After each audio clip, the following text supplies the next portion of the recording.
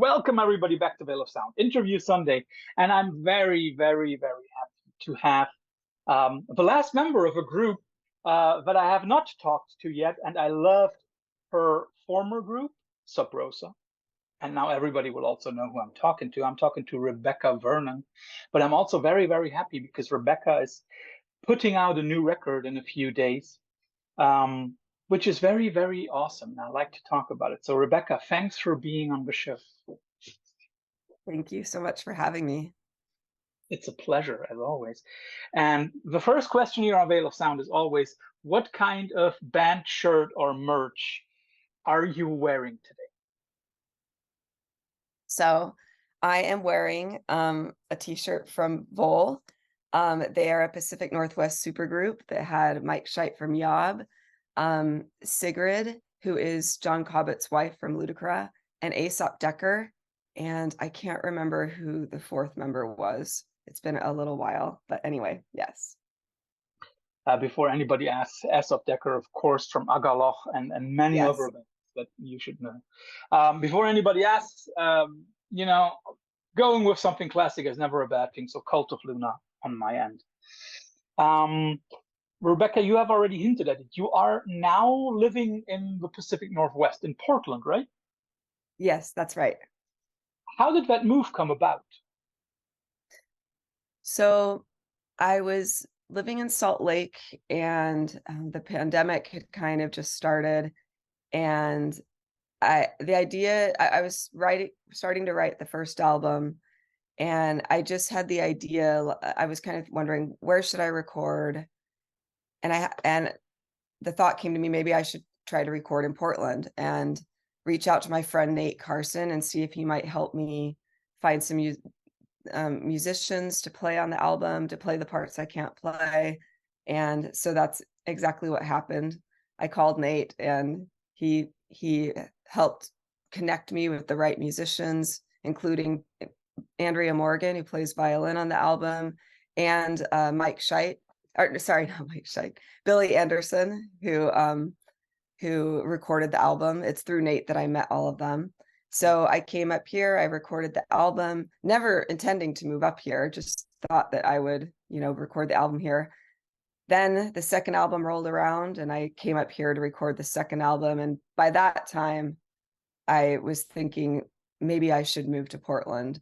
It had been a thought in the back of my mind, and I had an offer through my job to move overseas. And I was really faced with this big moment in life where I was like, do I move overseas and try to do music from there and try to fly back and forth and rehearse with the people in Portland, and because I knew that the live band was going to be here, or do I move back to Salt Lake, or do I move to Portland? And so I made the decision to move to Portland, and it was the right decision, and I'm very happy to be here. I couldn't be happier to be here, and yeah, so here I am. So how long have you now already been in Portland? I've been here for a year, and we recorded the first album, was it 2.5 years ago?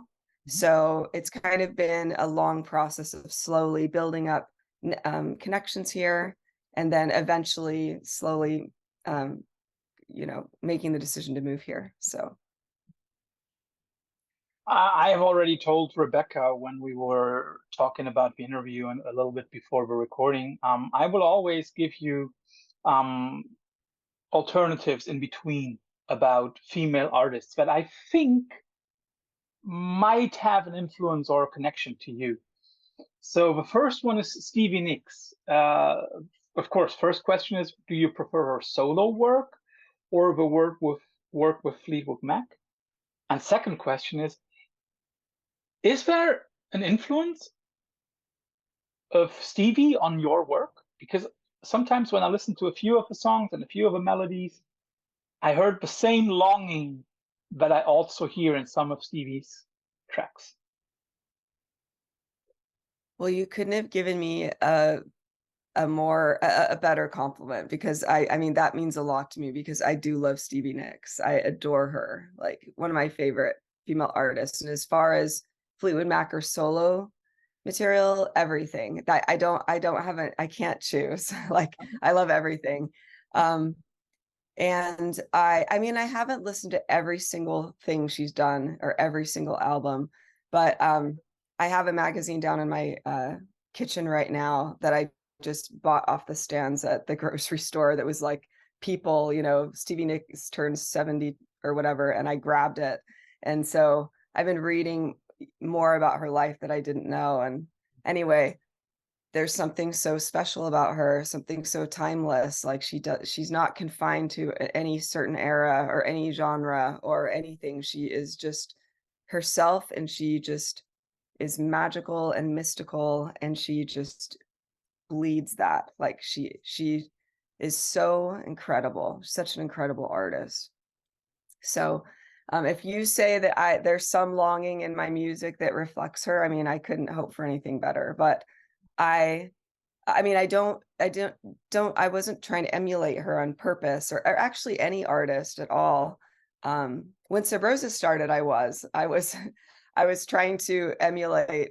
I really loved PJ Harvey, and I really loved a band from Utah called the Red Bennies, who were influenced by Sleep. And so Red Bennies were kind of like angry sludge metal, you know, the best I've ever heard, and PJ Harvey. And I just thought, I want to meld these two worlds together, you know, not consciously, but just thought, I want something of this and something like of that, like making a recipe. And then it started to finally morph into its own thing after the first album, I think. But yeah. You So have al- that was a long answer. But yes, I love Stevie Nicks. So you have already mentioned that you have worked with a lot of people on this record, but nevertheless, you have done a lot, if not most. I would say most of the stuff on the record is done by yourself. You've played the piano. I think I've seen something like you play drums. Of course, a lot yes. of the string instruments, and you even play the hammered dulcimer, which I only know from Botanist when it comes to metal. So you are a multi-instrumentalist, right? Yes, but I wouldn't say I'm like really good at at anything. Like I'm not like a virtuoso like Andrea Morgan, who's the violinist on the album. She practices almost daily, and she plays in local symphonies and orchestras, and she's a music teacher. She's extremely dedicated to her craft. And Billy Anderson also practices when he's preparing for something like a show. He practices daily for like an hour or two or three a day. Um, and their technicality and their ability is shows. I mean, it reflects that diligence, that amazing diligence they have. And I definitely took lessons in piano for many years. I took lessons in violin for many years. I didn't play any violin on the album though. That was all Andrea. And Allegra Savage played cello. Um, so and I took like a year of drum lessons, and I was in band. I played drums in bands for maybe 9 years, 10 years before starting SubRosa. So I did take lessons, and I did practice, you know, almost every day, but I don't think I ever achieved like, you know, the kind of level of, you know, being a virtuoso or anything. But yes, I do play drums, piano, violin, hammered dulcimer, only a little bit. I just tinker with hammered dulcimer. I play bass, I play organ. Um, I think that's it. Yeah, those instruments. It's more than a handful, and she says that's it. But do you have like a favorite instrument where you say like, okay, that's the one that I use to compose my stuff, to write my songs? Well, yes, I have a favorite instrument, but I don't use it to compose. My favorite instrument is probably drums. I just love the drums. It's like a sheer joy. And like when I would listen to music growing up, I would air drum, not air guitar. I would always air drum. And I just kind of had this instinct, like, I think I have a knack. I think I might have a knack for this. I kind of want to explore this. So I got started playing drums through my high school marching band, actually. It was accidental. The band teacher taught me how to play snare drum after playing crash cymbals on the field with the marching band for a season. he finally started teaching me snare drum, and I took to it right away. And I mean, I loved it right away. And from there, I kind of dropped it. Well, I played snare drum again in another marching band. I moved schools. And then I started learning set when I was 19, and going to university. So that's when I started learning drum set. So that's my favorite instrument. And but the two I compose on the most are guitar and piano. And piano's very close.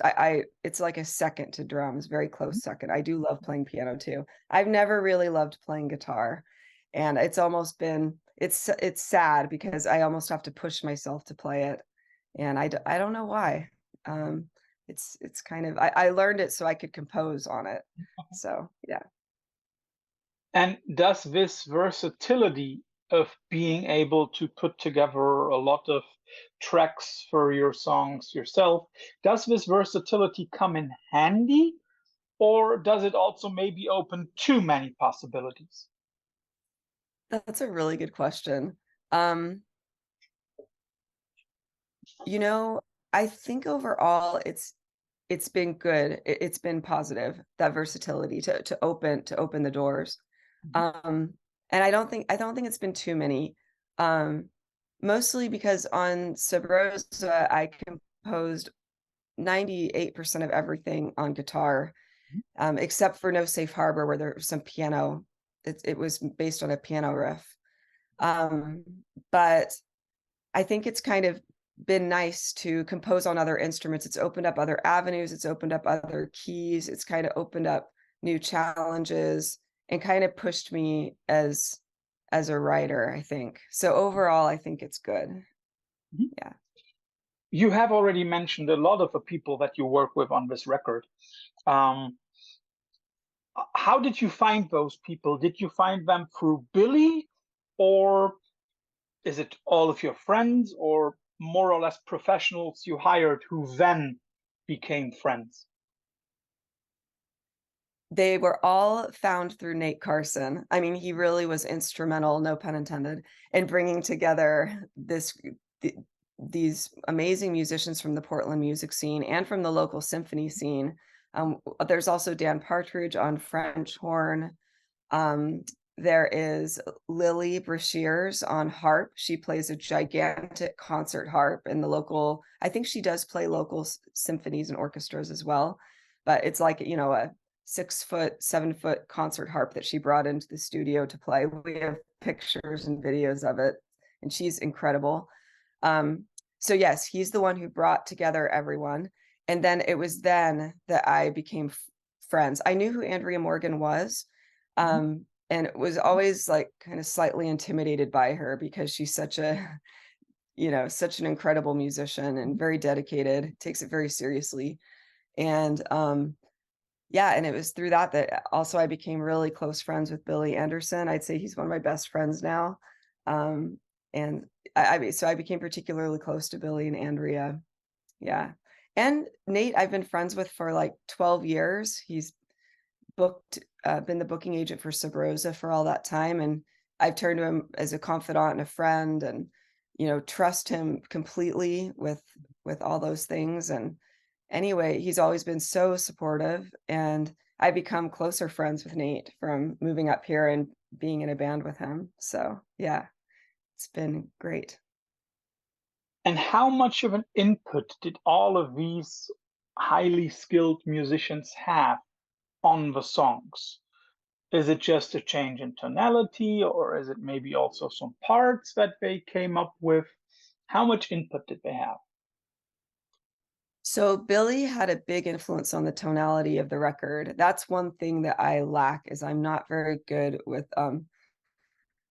you know, exploring tones and the technical side of things and like bringing together sound. And that's part of his job with every record, you know, with every band, even ones who have 100 guitar pedals, you know, like he understands tone and he's able to bring out the best of all the bands he works with. That's why he gets so many people and bands that come to him and musicians. But yeah, he had a big influence on that. Um I would say, but for the songwriting, I wrote 100% of everything in the demo stage, Mhm. you know, every part. And but when we were in the studio, um, sometimes there would be little ideas that Billy would have, and others would have, like Andrea, um, she had the idea for the dulcimer part at the end of Eden. So I tried to remember every little thing and credit them properly in the liner notes, who, like, if there was anything I didn't write, who wrote it and what was it. So, just to make it clear. But yeah, there's a little dulcimer part at the end of Eden. Bring, I think it's bring, bring, something like that. And she thought of that. Um, and then there were a couple significant parts that Billy brought to the table. He had a dream about the guitar part at the near the end of Little Bird that goes doom doom doom doom doom doom doom doom. That's in the second chorus where it has a second guitar part that kind of helps ramp it up a bit. He had a dream and heard that part and came to the studio and was like, I heard this guitar part. And so he sung it or taught me. I think he sung it and we picked it out and I played it. So I think I played it. There was one or two guitar parts he might have played. Oh gosh, I can't remember everything, but yeah. So, and then with the musicians that we invited to be part of the record, the invitation was, if there's any flourish or something that you would like to add, please feel free. And most of them were very faithful to the way I recorded it. But Andy, Andy Patterson from old SubRosa. He came to my mind. So Billy, he actually modified his bass parts here and there quite a bit. But whenever he did, he would come to me and say, is this okay that I'm playing this here? How do you feel about changing this here? Mhm. So I made the final decisions, but he came up with some wonderful ideas. And Billy, I can't praise him enough for the bass parts he played on this album, and how he played them. And he dedicated himself so much to this record and the second one as well. I don't know if you knew there was a second record that's almost done. Heard about it, but Yeah. we, we So we we can now disclose that there will be a second one. But when do you plan on bringing up that one? Next year, 25? I'm hoping it'll be next year because it's almost done. It's literally like a few mixes away from being finished, but it's up to Relapse, when they want to space out the records. If it's 2025, that's fine. It's up to them. Yeah. So I'm sure they kind of want to see how this one will do as well. So before they decide how quickly to bring in another one. But anyway, Andrea Morgan, she also spent tons of time dedicating herself, hours and countless hours of rehearsal, perfecting these parts and playing the parts. But she was pretty faithful to how I wrote everything. Changed very little. Lily Brashears was faithful to what I wrote, but she also added in a few parts of improv that she were sheer improv in the studio, and those were the guitar parts at the end of The Truth, like all the runs, and some of the runs that happen over. I think it was the bridge of Hunter One, and so anyway, there were just these parts that people added flourishes, but for the most part, I wrote the bass, the guitar, the drums, the piano, the organ, the vocals, the vocal melody, the lyrics, everything. So What strikes me is when the you mention all these foundation. what strikes me is when you mention all these instruments that, apart from the organ, I think most of them are one form of string instruments, whether it's like a violin or a bass or Mhm. harp. Um, have you ever Mhm. thought of bringing in, for example, like wind instruments or other percussive instruments into the sound? So there is a French horn on the first album. It's on the Hunter, Mhm. the choruses. Oh, dappled in the cold moonlight. There's a French horn. Doo, doo, doo. And there's flute on Hunter 2 at the very beginning. It might be hard to tell it's a flute because it's a little subtle. It might sound like a keyboard, but there's also more flute on the second album because I just love the flute, and I especially love Kelly Schilling from Dreadnought playing the flute. She is just such a talented flautist, and she just the feeling and the style that she brings to the parts is just more than I could ever wish for. So yeah, I almost wrote more parts on the second album to hear more of her playing, honestly. How's that for composing for a musician in the metal scene? I guess I have done it then. Yeah, But and it's also like a huge compliment for a musician who did it, right?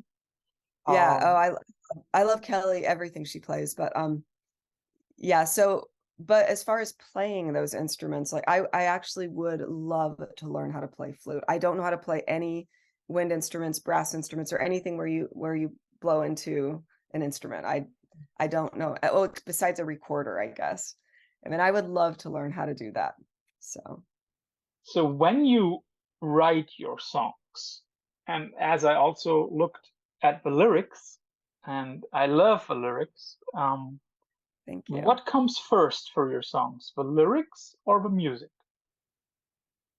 Um, Usually the music comes first, but it can be the lyrics. Sometimes I'll get a burst of phrasing or words that I write down, thinking, you know, I'll adapt it to a song later. That happened quite a bit in SubRosa. I would have a burst of inspiration about some words or phrases.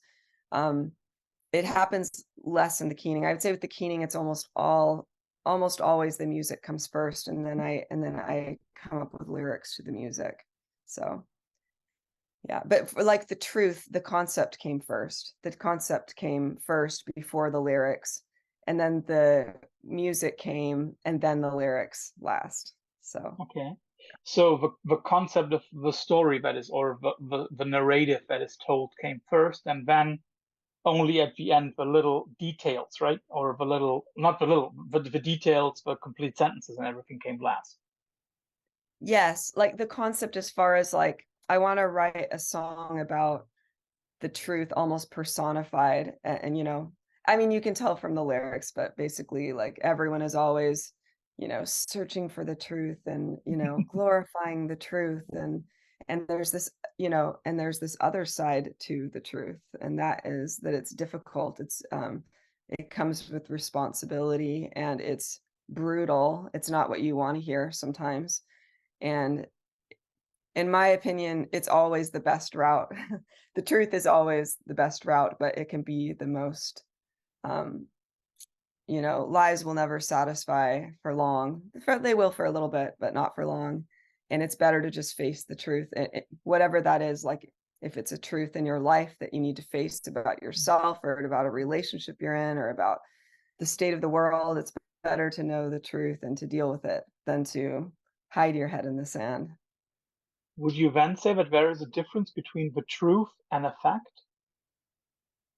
Because you've already That's a hinted at, really because you've I already think that hinted at yeah, the truth, I think having to accept it. right, and then that brings in the whole philosophical question, what is absolute truth and everything. I when I'm singing in this song, I kind of see truth as like a fact. It's kind of like the equivalent.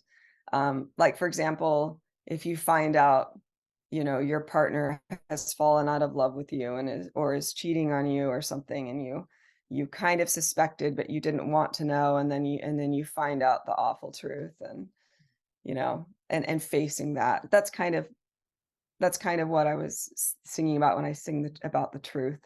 But the truth is interesting because there can be a fact or a truth, but your perspective on that Yeah. fact or that truth is resonates with you personally in a way that is also true. So there's a prism of color attached to the truth.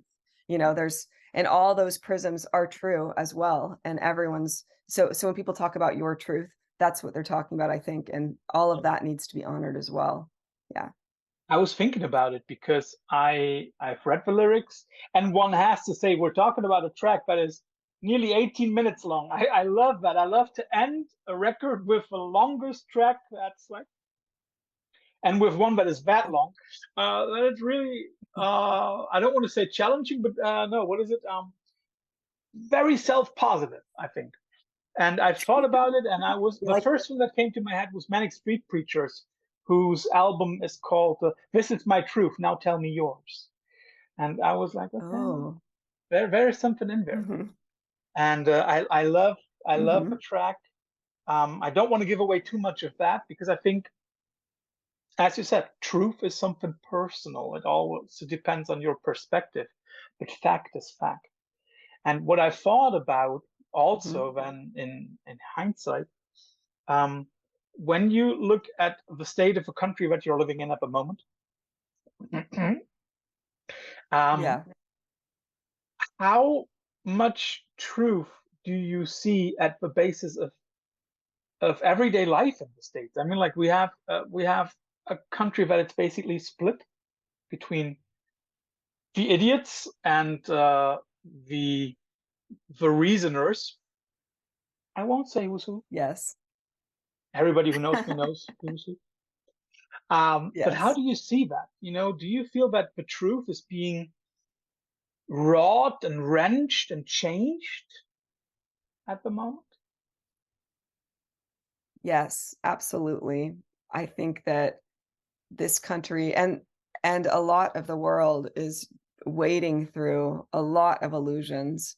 Um, and like the media is so powerful and such an amazing instrument for good and entertainment. And I love all the amazing creations made by the media, but there's also a lot of distortions and echo chambers and like when you're in a fun house and all the mirrors are distorting the truth. Like there's the truth, there's your body you're seeing in the mirror, Yeah. but it's like stretched out thin or stretched out wide or whatever. um that's kind of how I see the media, like as truths are filtered through it. So you have to be careful, you have to use your judgment, you have to use your own inner knowing, you have to use your intuition to kind of navigate through these areas of modern culture, there's a book called Society of the Spectacle that kind of explores that, and our desire for voyeurism almost. But anyway, as far as the United States, I absolutely believe people are being separated on false grounds. I feel like the way I side with one side more than the other, the reasonable ones who I won't name, but yeah, who we know who they are. But With the true facts, not the alternative ones. exactly, and that's the truth. It's not just my opinion, but anyway, um, yeah, I love this. Sorry, this line from Sarah Silverman, stand-up comedian, where she says, you know, this isn't a stereotype. Well, she said it's a stereotype based on fact.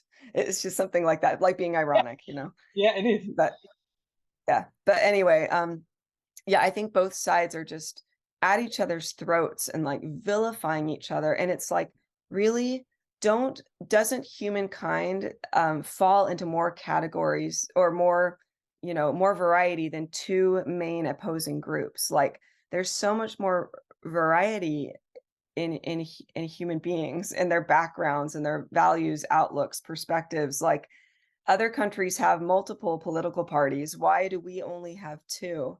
And it doesn't make Coming any from a sense. country which has more than two, believe me, we have at the moment 6 in our parliament, and there is one that I would likely fly to the moon without a return trip. You love them, you mean? I totally love them. I would love that brown blue party from somewhere east of me. I would love to fly them to the moon.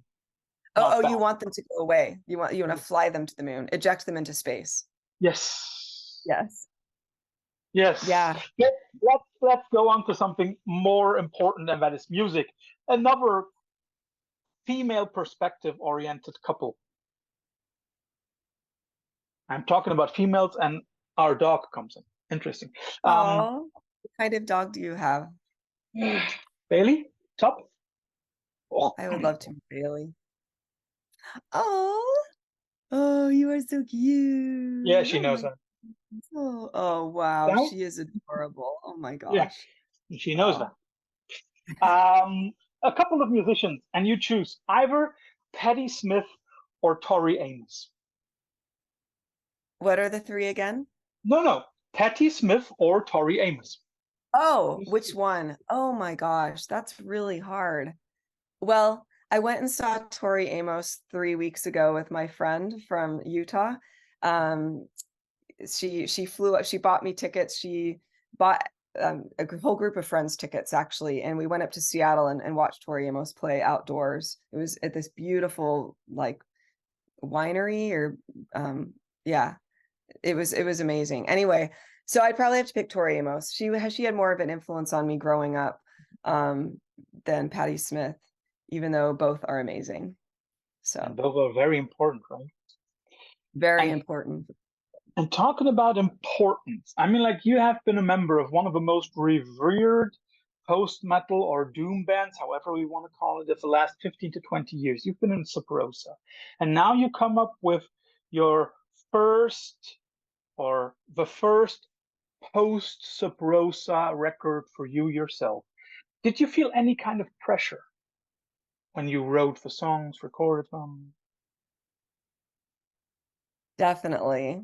You know, SubRosa did a lot in our time together, and the musicians I was working with were, so incredible, such great songwriters. They took a lot of the burden off me of finalizing, or, writing all the parts. Like, they wrote their own parts and brought the songs alive in new ways, and we really created something special together.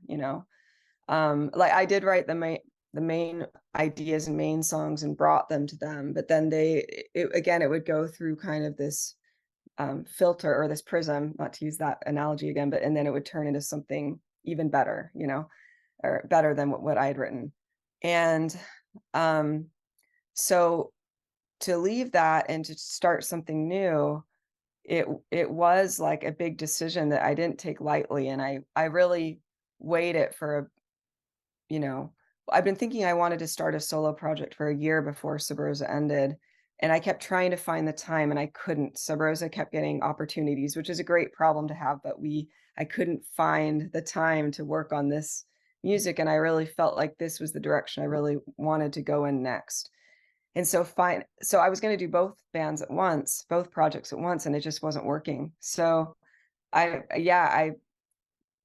it finally hit me. I was like, I think the universe is telling me that I need to end SubRosa so I can focus on this other music. But I still waited for like 2 or 3 months, really turning it over in my head because I knew it was a big step. So anyway, but yeah, after ending SubRosa and starting the Keening, um, it kind of felt like, my friend used the analogy, it's like you ride a boat to an island and then you burn the boats. And so you're stuck on the island and you have to survive. It felt like that. I felt like I had to burn the boats. I had to end SubRosa to be completely off on my own trying to do this. And without the security blanket of SubRosa in the background. So, and I also likened it to, have you ever seen the movie Free Solo? It's a movie about a rock climber. Oh yeah, yeah, Um, yeah. I've seen the trailer for that one. Yes, yes, yes. Oh yeah. yes, famous rock climber. I forget his name. Is it Anthony, or it starts with an A? I can't. Don't Anyway, ask me. there's this. Yeah, there's this one scene where he's free soloing. Can you hear me? You I can. froze for I a can. minute. I can hear you fine. Okay. Okay. So he's climbing the face of Yosemite's Half Dome, and there's this one part where he has to kick out his leg and make sure his leg hits the side of a rock, and then he has to, almost like a karate kick, and then he has to reach his hand out and grab something, and it's this the most precarious moment of his journey, and if he doesn't nail it, he falls to his death. And they show some scenes where he climbs the route ahead of time using ropes many times and maps it out to a T. But it shows him doing that move and falling, and the ropes catch him. And so it's a very harrowing part of his climb, and the people behind the cameras can't even watch this part. But anyway, he kicks his foot out and he does it properly, and he's able to continue on his climb. And it did feel like that. It really did. When I watched that, I was like, it was right around the time SubRosa was ending and I was trying to start the keening. And I thought, after watching that, like, that's what I have to do right now. I have to somehow um, do this daring move and somehow make it happen to continue on my journey. And so, yeah, there was definitely that kind of pressure to like try to, you know, achieve or meet what I had tried to do before. And I was always pushing myself very hard with every SubRosa album, to trying to push myself to my capacity. And so with the keening to try to push myself yet again beyond my previous capacity it was a lot of pressure. Yeah. What connects both projects is, of course, a certain interest in the macabre, in the Gothic, in the dark. Let's put it like that. But am I wrong Yeah. when I say that the keening as a project is a little bit more folksy, a little bit more earthy? Mhm. Yes, it's definitely more folk driven, more minimal root and more minimal. It kind of sprang from I'd always played more minimal sets for SubRosa. Like I sometimes would play sets all by myself. I'd play SubRosa songs just on an acoustic guitar or a clean tone guitar, electric guitar. And I did that for Craft Lake City one year, this arts festival in Salt Lake City. I did it for record day, record store day, and Salt Lake City in front of Gray Whale CDs. I did do that, and then eventually we came up with a more stripped down version with the whole band, and we played a few shows opening for Scott Kelly's solo project, and I think it was called Psychic Mirrors, and then we played it at Tattoo Shop in Salt Lake City, Corey Quist's tattoo shop, who was the last bassist of SubRosa. And then we had the idea to bring it to Roadburn. So we played Tilburg, we played Roadburn one year um, with that stripped down set called SubRosa Subdued. And it was kind of from there that I had the idea, like, I think I want to explore this direction a little more. Yeah. Interesting to hear you talk about one of, for me, the most memorable Roadburn concerts that I've ever seen. Um, Thank you that in so that in much. a Were you way there? also Were you there? that also in a way being the point where you decided, okay, I have to go another direction. But I love that set still. It's one of those moments that I think nobody who was there will ever forget. So thank you for that. Thank you so much. Yeah, When we had you go ahead. friends.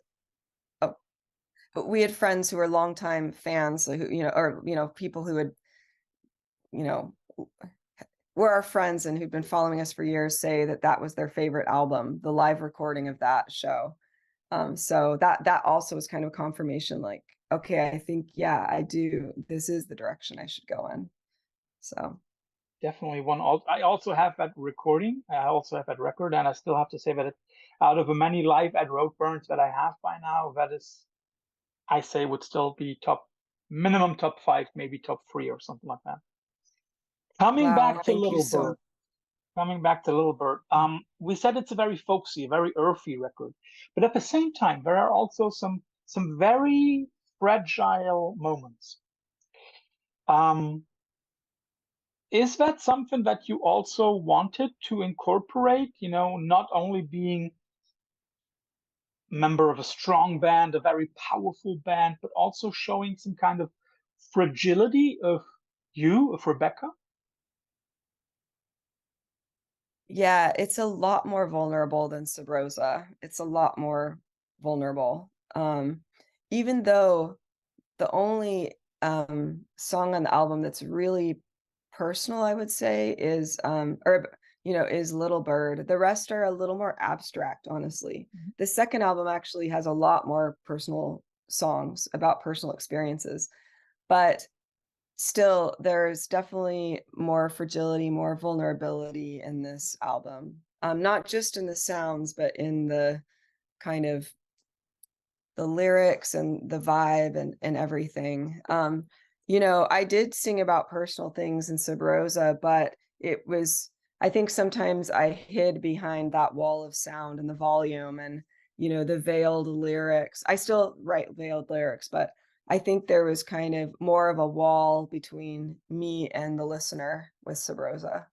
So that's definitely something new for me too. And it's, yeah, a little nerve-wracking, but it's okay. Before we come to the cover of a record, which I think is very interesting, I have another couple of artists for you. Either Saint Vincent or PJ Harvey. Oh, I mean, I have to say PJ Harvey because she's one of my, all-time heroes, but I love I love St. Vincent. I love what she's done as far as advancing, guitar playing, especially for a female who's so underrepresented in the music scene. But yeah, PJ Harvey, just I mean, there's no one else like her impact, like her music, like her vibe, her energy, like there's just never been anyone like her before or since and never will be in my opinion. So, The cover of Little Bird is very, very interesting. It shows a dead bird, but that bird might be the most beautiful dead bird that I have ever seen. So it, in some ways, presents death as a very shiny thing. And it's a very opposite perception of death than what people normally have. I mean, like I thought of, for example, Amen Ra covers from Belgium, the other wonderful black and post metal band from Belgium. For example, on Mass 6, they have a dead swan and it just looks like a dead swan, nothing else. mhm. Why did you choose this very, very wonderful image for the cover? Thank you so much. Um, at first, I actually wanted a bird wrapped in a snake, being not dead yet, but being choked to death. I wanted a kind of violent image, not to, glorify violence or whatever, but just to, I wanted to show this very visceral thing. And then the title, Little Bird, it's like this Yeah. whimsical little bird. And then there's this horrific, battle that the little bird is in.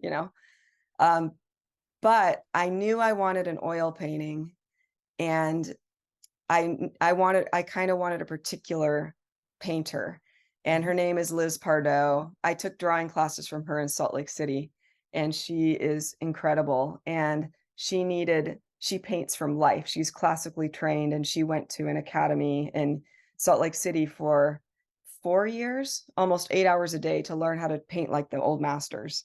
And so, it's a dying skill. It's something that has to be taught rigorously. And so anyway, she needed a taxidermy model to paint from, and I could not, or a picture, and I could not find a taxidermy model of this. And trying to approach taxidermists about making this model, I mean, most of them were 6 months to a year out.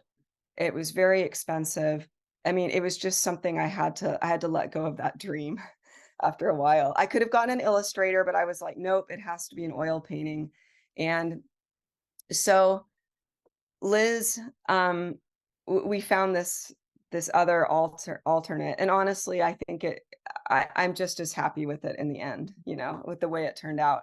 I knew the other way to portray this kind of irony was to show a dead bird, and so I did find a taxidermy model of a bird in the prone position.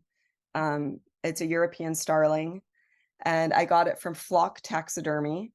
And the name of the bird is Huck. That's the name of the taxidermy bird, named by Taxidermy. And anyway, so Liz painted the bird, and I wanted it to have a dark background, but that's all, and it kind of in the corner. It did change positions, but anyway, she's the one who really interpreted it this way with this brightness and this iridescence to the feathers. She loved the iridescence, and she's really emphasized that. Yeah. And so through Liz's eyes and through Liz's fingers and her talent, she made it beautiful. Like, she made it lush. And she loves animals, and so do I. But she really, really loves animals. She had some concern about the snake and the bird image too, that it might, encourage violence against animals and all that. And I had to explain my reasoning behind it. But I think that her love for animals comes through in her painting of the bird too. But that's really interesting you bring that up, because the usher, SubRosa, the cover of More Constant Than the Gods, that's a depiction of death as well. And she's a beautiful woman. And so it's to interpret death as a psychopomp that is leading you to a better place. Because when you're on the verge of death, dealing with a disease or something, and you're in a lot of pain, death is a welcome release, and it's a blessing. It can be a blessing. And anyway, so that's interesting that you make that parallel. And I think that death, not just physical death, but spirit, as the death of something, can be the beginning of something else. So death can be this beautiful thing. I love that. I love that you brought that up. So would you I'm sorry that my answer is so long. Don't worry, all I'm good. sorry my I answers rather are have so long long. answers. No. I rather have long answers than people that are silent. That's all fine with me. I like that. I love that. But I also Okay, you have can only a always few edit it more down. questions. No, we don't. We don't edit something at the Veil of Sound. We are using one takers, unless someone wants us to. But I only also have a few more questions before we come to the quick fire round at the end. And that is something that is connected to what you just said. You have mentioned death in its various shades and forms. Would you say that death is an end, or is it a transitional point for you? For me, it's a transitional point. For me, I believe in that life goes on after death. And so death has never been the worst thing to me. The worst thing is not living, not living a full life. Being here and not doing what you want to do, not following your dreams, being pressured by society to do, or by any kind of circumstance, to being trapped, being unhappy. This life is really the horror, not death. Last couple for you. Two amazing female voices, and I'm happy that nobody asks me that question, but you have to choose between Björk and Beth Gibbons from Portishead. Oh. Do I really have to choose? Do I have to choose? Yes. You've already used your I won't choose card once with Stevie Nicks. It's only one you get. I know. I mean, what Björk does is amazing with her voice, like what she does. But I think I have to choose Portishead, just because of the haunting quality of her voice. Yeah, that's really difficult. Wow. I know. I would give the same answer, and my reason would be a little different. Björk to me is the female version of Mike Patton. What she does with her voice is amazing, just like what he does. But when it comes to songs, nobody beats Portishead, and nobody beats Beth's collaboration as with Rustin Mann. That is just awesome. Let's talk about two of your tracks as a combination, because I'm 100% sure they are meant to be that. The Hunter. We get the Hunter 1, the Hunter 2 on the new record. I'm right. I hope I'm right. It's the same story, but it's from different perspectives, right? Yes, I'm singing about the same thing in both. Yeah.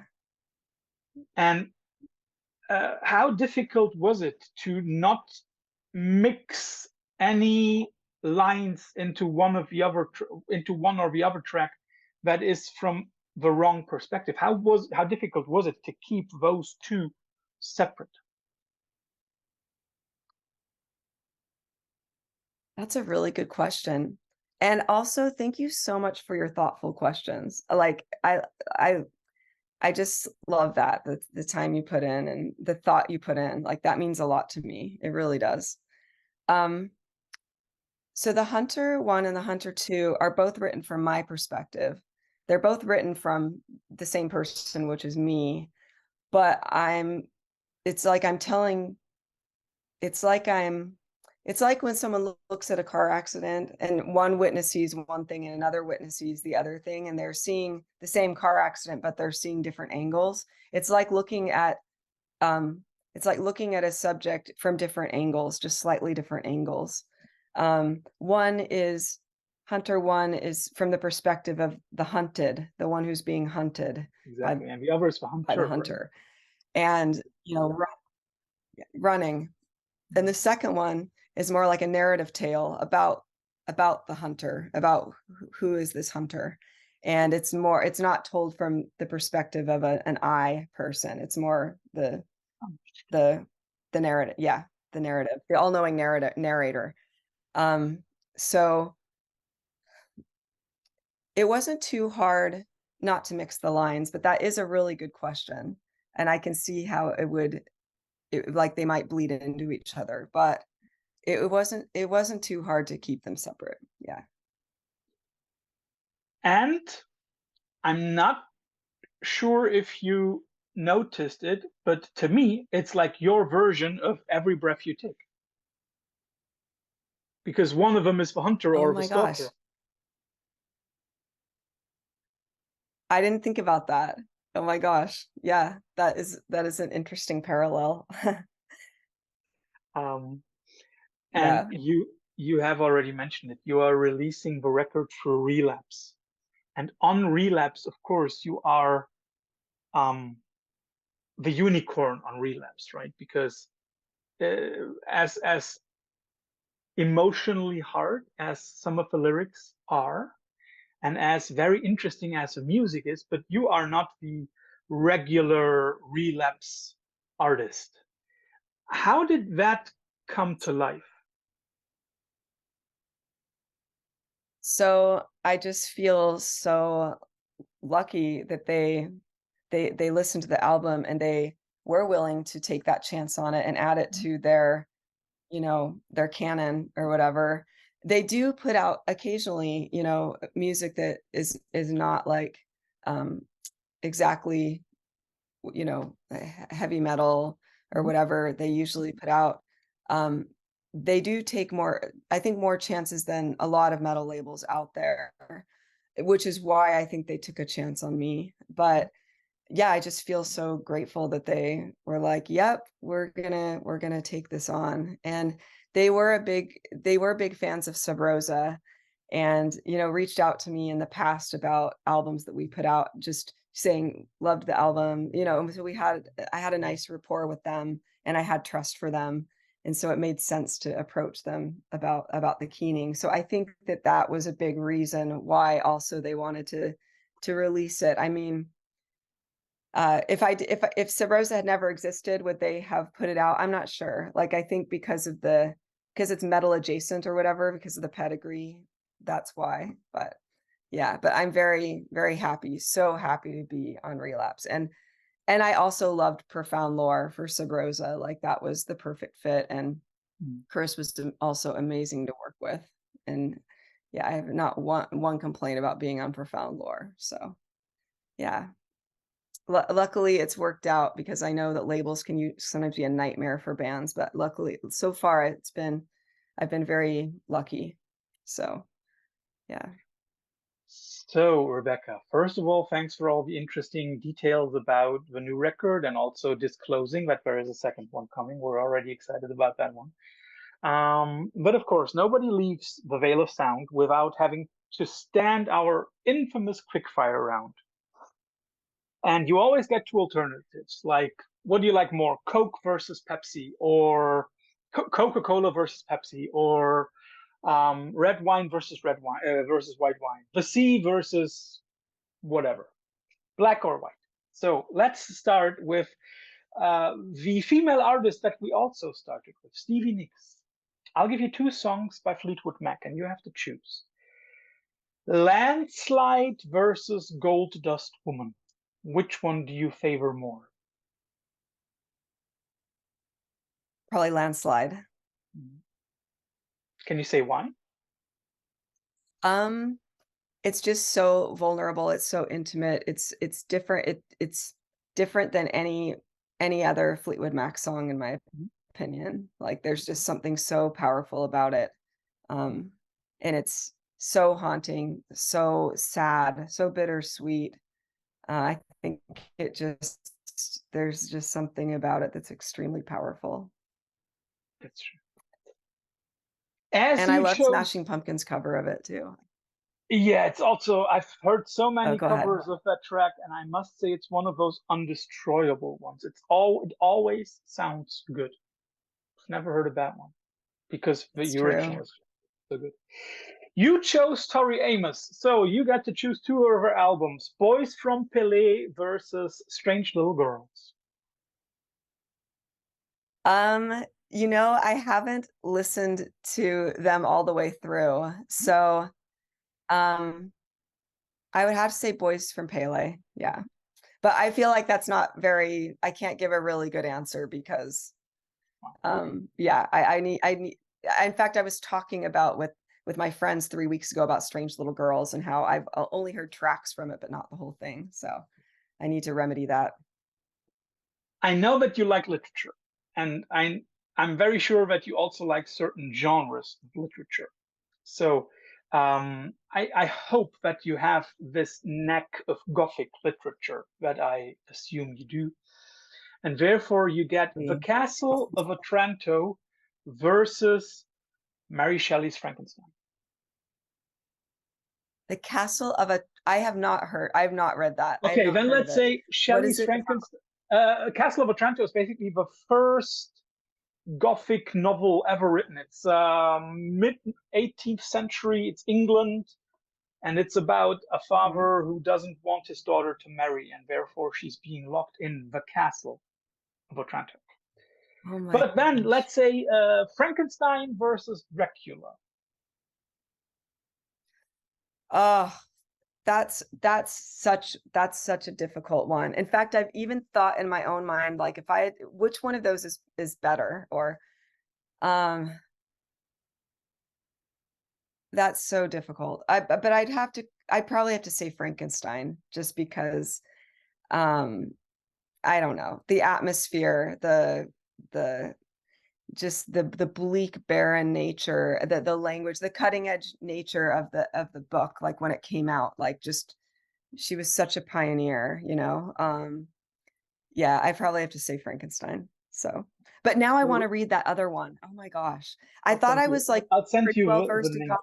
No. Yes, please do. Oh my gosh, I'm totally that's gonna be the next book I read.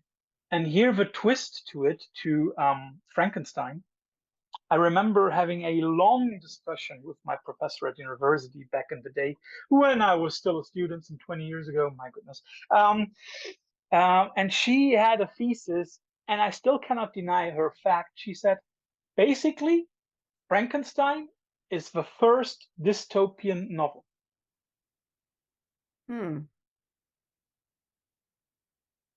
To go from a place of innocence in Eden to that to be destroyed, basically, right? Her reason was simple. He does something that mankind is not able to do. He is a technological genius. And society, and the earth can't handle it. Exactly. Yeah. You also chose PJ Harvey. So you get to PJ Harvey's albums. Ritme versus Stories from the City, Stories from the Sea. Oh my gosh, these are really hard questions. I never thought that an interview with me would be easy. I know. Stories from the City, Stories from the Sea, like, I adore that record, like, I love it. I love the lushness of it. I don't mind that it was very produced and by the flood and everything, like, I have no problem with that, aspect of PJ Harvey's, career. But Rid of Me is just so, raw and so visceral and such an influence on me at such a young age. Like, that was the one that really had such an impact on me. I probably have to pick Rid of Me. So, yeah, but I love both those albums more than I can possibly say. You've mentioned the Smashing Pumpkins. Yes. And of course, then the question must be Siamese Dream versus Melancholy and the Infinite Sadness. Siamese Dream, absolutely. Like, not even hesitation. Like, I love Melancholy and the Infinite Sadness too, of course, but I don't know. By then, I was almost, like, morphing out of my Smashing Pumpkins phase or whatever. Siamese Dream, and I think Siamese Dream is just groundbreaking and just I love the heaviness of it. Everything about it was just so powerful. So, yeah. I still say that if they had put, or if they condensed Melancholy into one record, that would have been a masterpiece. But stretching it Yes. out. Yes, I think doing a double album is always a little bit of a risky decision. Yeah. And, if self-editing is a powerful tool and being able to say no to things and saying no to riffs that don't work. You know, I interviewed Gaza, a Salt Lake band at one point, and they said, you know, they throw Who out are 9 now out of Cult every 10. Leader, if I remember correctly, right?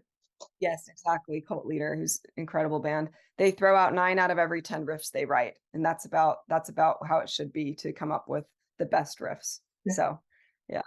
Yeah. I totally agree on that one. I'm pretty sure you know the next two because they are shoegaze heroes. One being a little bit older, My Bloody Valentine, and the other being a little younger, A Place to Bury Strangers. Can you make a choice for either one of those two? I'm not that familiar with A Place to Bury Strangers, even though I've heard of them, but I love My Bloody Valentine, absolutely. Like, if you're I mean, I don't even have to really even hear another shoegaze band to choose My Bloody Valentine because they really were, the pioneers, the first, and it shows. Like, I feel like when a band is source material, you can just tell, like, there's something vibrant and dynamic about them. And that's not to say that people can't take a great idea and make it even better down the road, but there's something very special and primal about those original bands. So, yeah. They're always the first, right? Yes. Rebecca, thanks for your time. Thanks for the wonderful details, for the hard choices, and enjoy the rest of your day. Thank you. You too, Thorsten, and thank you for the Thank you. interview. Bye bye. Yeah.